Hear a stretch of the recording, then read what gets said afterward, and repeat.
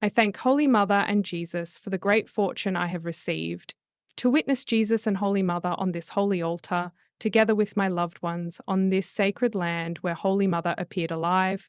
My name is Sister Agnes. I am a member of the Augustinian Nunnery, currently serving as a nurse in a care home for the elderly in Germany.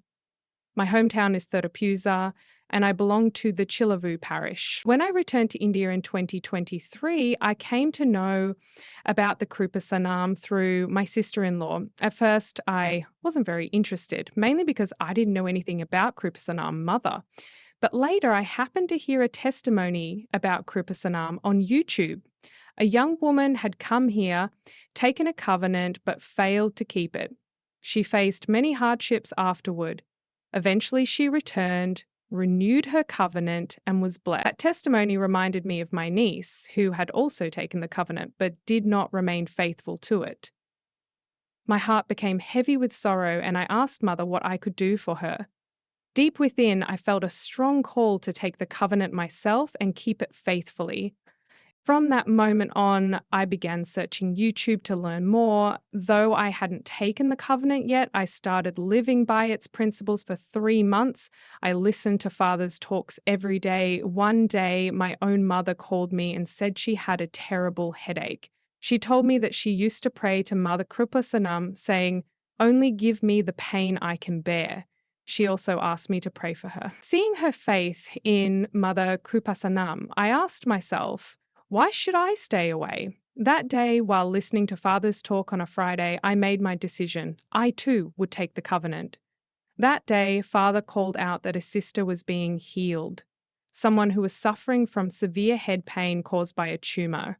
I firmly believed in my heart that it was my mother he was referring to. After that, my mother no longer experienced those unbearable headaches as before. The pain became occasional and much more bearable. I truly believe that Mother has blessed my mother. 1,000 thanks to you, dear Mother. Secondly, there was an accident in the family of a brother I work with here in Germany. They asked me to pray for them. Around the same time, another colleague suffered a stroke. I had heard that if you light a green candle and a blue candle and pray with faith, you would receive an answer quickly. That night, I lit both the green and blue candles and prayed earnestly for healing and protection for both families. By God's grace and through the intercession of Mother, they were healed and are now safe. I plan to take the covenant in August 2024. After that moment of deep prayer, I began to feel the presence of Mother. Even at my workplace, I could smell the fragrance of roses. But even then, I struggled with doubt. I didn't yet have full faith.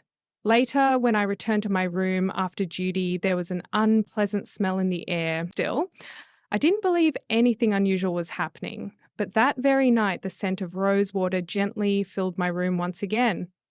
I also strongly felt that someone was standing near me. Fear overcame me.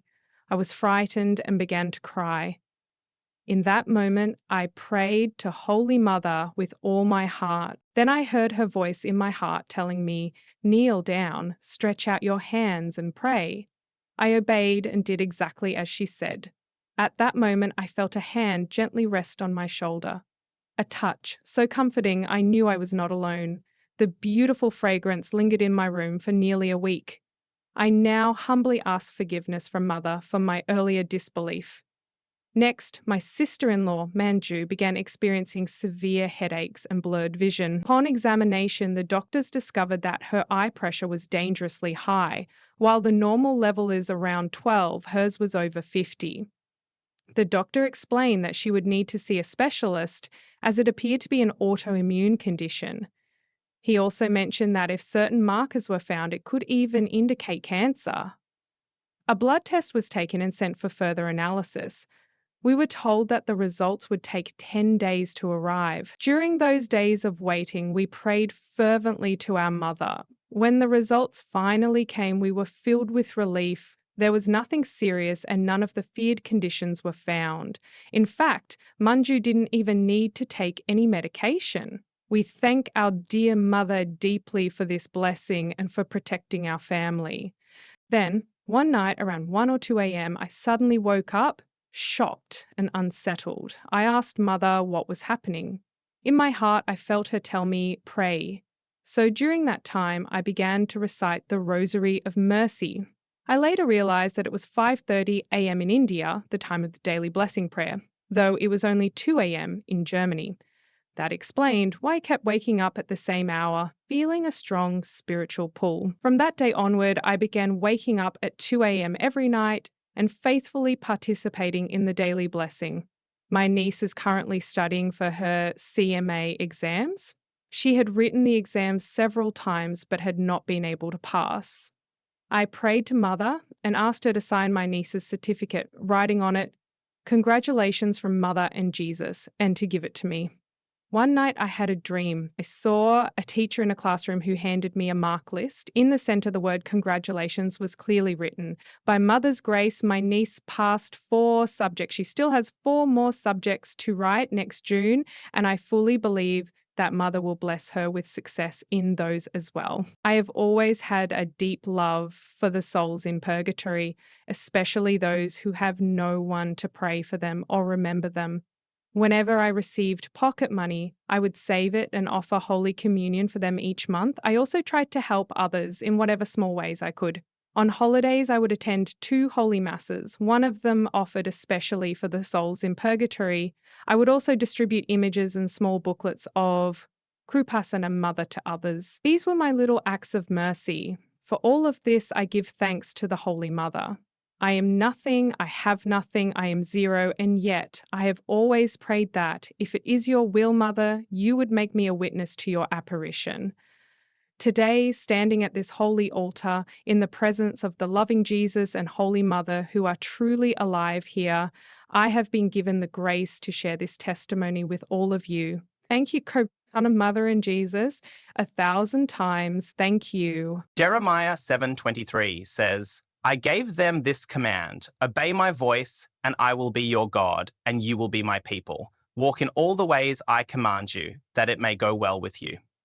Sister Agnes came to Kreupasanam with her family during a vacation. Though she had heard about the Kreupasanam Mother and was familiar with the place, her faith in the Kreupasanam Mother was not yet strong. In fact, she initially didn't enjoy listening to the online meditations led by Father. However, as she continued to listen to the testimonies shared by others, something began to change. The words spoken in each testimony started to deeply influence her. Gradually, her heart drew closer to the Kreupasanam Mother, and she began to experience significant spiritual growth. One testimony in particular struck her. It reminded her of her niece, who had once taken a covenant but failed to keep it. Sister Agnes wondered if she could take it up on her niece's behalf. Moved by this inspiration, she decided to live by the covenant rules for 3 months, without officially taking the covenant herself. Offering this sacrifice for her niece, this selfless act became the true foundation of Sister Agnes's covenant life. Later, when she formally took the online covenant and began living it fully, blessings started to flow into her life, one after another. The first and most powerful of these blessings was the healing of her mother, whose illness had been extremely serious. What a great blessing it is to receive the daily bread each day. This testimony reminds us that when Father blesses and prays for us each morning, it brings comfort and protection, no matter how far away we may be or how far the person we are praying for may be. Sister, living in Germany, prays fervently for her mother in her homeland. During the healing prayer, Father mentions a swelling on the head, something only God and Sister knew about. Later, the father says that the pain caused by the pinched nerve goes away. Soon after, her sister-in-law shares news of a serious illness. Despite concerning reports from the doctors and fears of a possible serious condition, Sister places her full trust in the care of Mother. She prays with deep faith that if Mother takes over, healing will come. Miraculously, the illness completely disappears without the need for any medication. While praying for her niece, who was struggling to pass the CMA exam, Sister again turns to Mother in faith. Through those prayers, her niece is granted success. Beyond these blessings, Sister shares with great joy the spiritual insights and the profound presence of Mother that she has experienced. The sister has been receiving the fragrant anointing of the Mother for about a week. When we enter into a covenant with desire, believe in it, and live it faithfully, Mother recognizes our commitment and the way we have firmly held onto her hands. In response, she marks our covenant life with her presence, her messages, her powerful interventions, and divine actions. This covenant life brings healing and peace. It deepens our faith. It opens doors in areas that once seemed blocked. Truly, the covenant is one of the greatest gifts God has given us in these times, a sacred path through which we can quickly receive blessings in His presence. Let us live this covenant with joy. Let us dedicate ourselves fully to its conditions. May we remain faithful to the covenant so that our missions may be blessed. Let us give heartfelt thanks for every blessing this family has received through the intercession of Mother, and let us offer this testimony with grateful hearts, clapping our hands in praise and thanksgiving.